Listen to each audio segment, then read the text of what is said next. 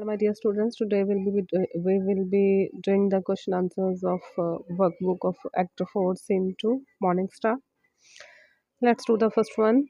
Lucilius is at hand, and Pindarus is come to do you salutation from his master. Pindarus gives a letter to Brutus.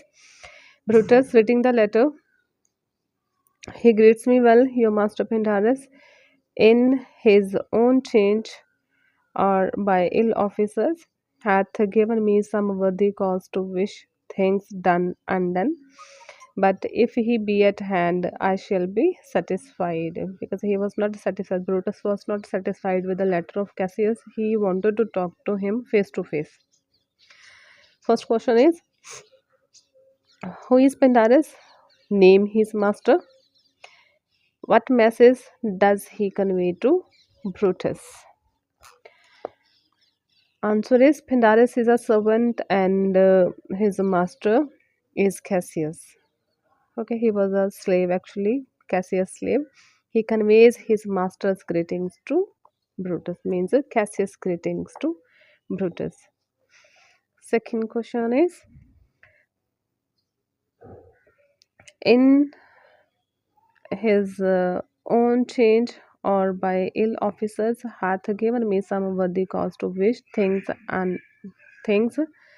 done undone. The meaning of the given lines is that Cassius has changed in his behavior due to change in circumstances or due to the advice of bad subordinates. Cassius has caused Brutus to regret certain actions and wish that they had never done. Number 3 is, give 2 reasons to explain why the master of Pindarus did some things or did not do other things. The 2 reasons are, first one is changes in his actions or behavior.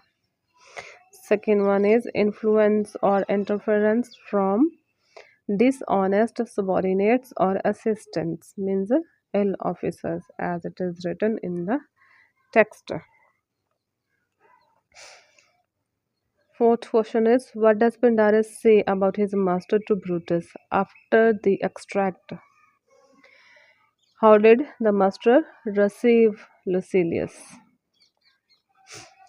Pindarus says about his master that he is nearby and will appear as he is full of regard and honor. Cassius had received Lucilius with courtesy and with respect enough.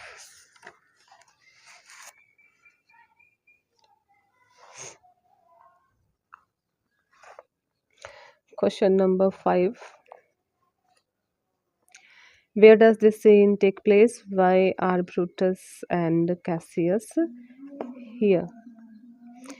This scene takes place in a camp near Sardis before Brutus' tent, where Brutus and Cassius have gathered with their armies. They are meeting to discuss their plans and strategies before facing Antony and Octavius. Let's do second passage now. Brutus says, thou hast described a hot friend cooling, ever not Lucilius.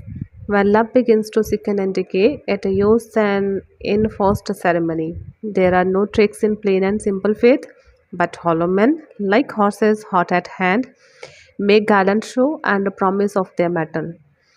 But when they should endure the bloody spur, they fall their crests, and like the deceitful jades, sink in the trial.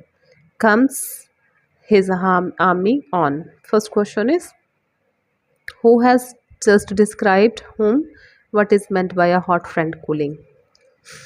Answer, Lucilius has just described Cassius. And subpart is, a hot friend cooling refers to a friend who was once fervent and passionate but is now becoming less committed or enthusiastic. Second question, When love begins to decline, what happens? What is said in the extract about sincere friendship? When a friend's love begins to decline and diminish, he employs forced formalities. There are no artificial displays from those who are simple and sincere in their friendship. Explain. Third question. Explain how men who are insincere in their friendship may be compared to a horse. Answer is the men who are insincere in their friendship may be compared to those horses who are initially put on a gallant show and promise great speed and endurance, but when faced with challenges or difficulties, they fail to live up their earlier promises. They collapse on being put to the test, thus proving to be worthless creatures. Question number 4 is whom is Brutus referring to as an insincere friend? What has happened to their relationship now and why? Brutus is referring to Cassius as an insincere friend. This friendship has been deteriorated. Cassius' recent action or behavior has led Brutus to question his insincerity. Cassius may have shown signs of wavering loyalty or commitment, prompting Brutus to express his doubts. Last question of the passage. Compare the relationship between Brutus and Cassius to that between Antony and Octavius.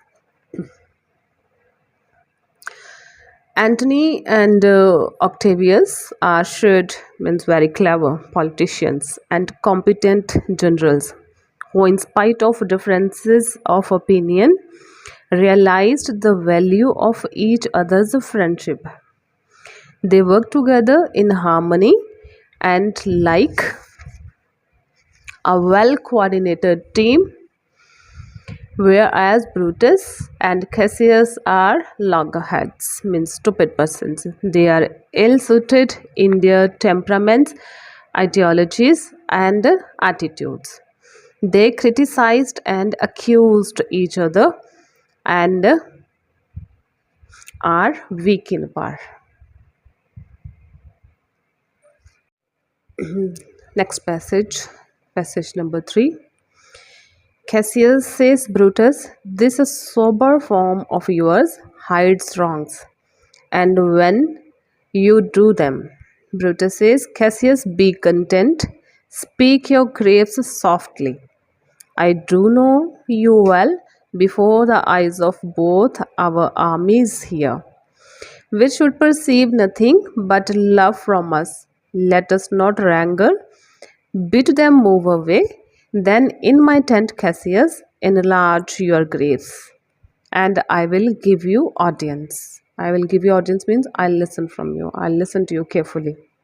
First question is, which sober form of Brutus is referred to by Cassius? What are the wrongs? How does the sober form hide wrongs? And answer is, Cassius referred to Brutus' grave appearance that hides his wrongdoing.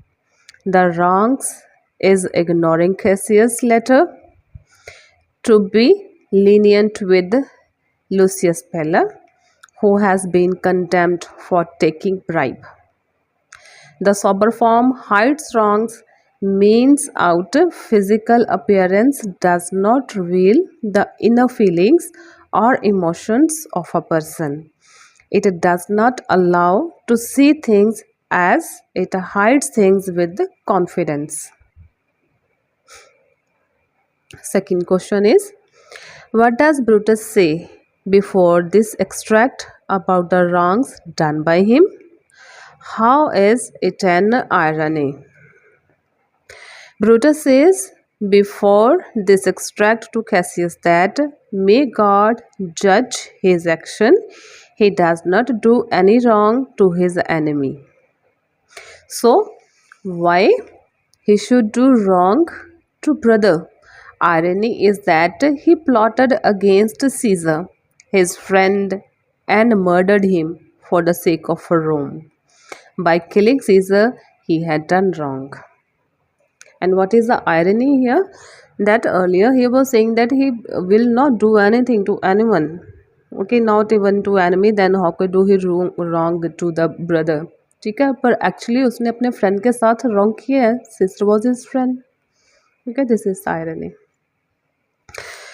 And now third question is, which two armies are referred to? Why should they perceive nothing but love?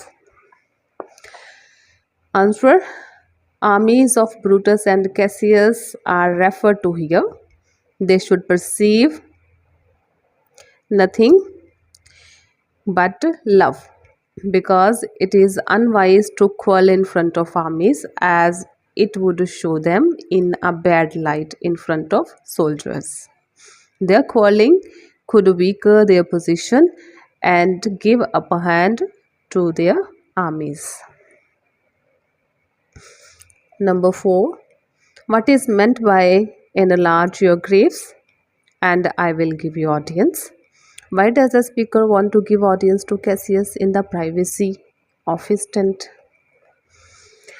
Answer is, it means that Cassius can open up all his grievances in front of Brutus, and Brutus will listen attentively to all his grievances in his tent. The speaker wants to give audience to Cassius in the privacy of his tent because he thinks that it is not wise to fight in front of armies. To quarrel in front of armies could weaken the morale of the armies, and they get the wrong impression about the leaders. How does this extract compare the fortunes of Brutus and Cassius with that of Antony and Octavius in the earlier scene?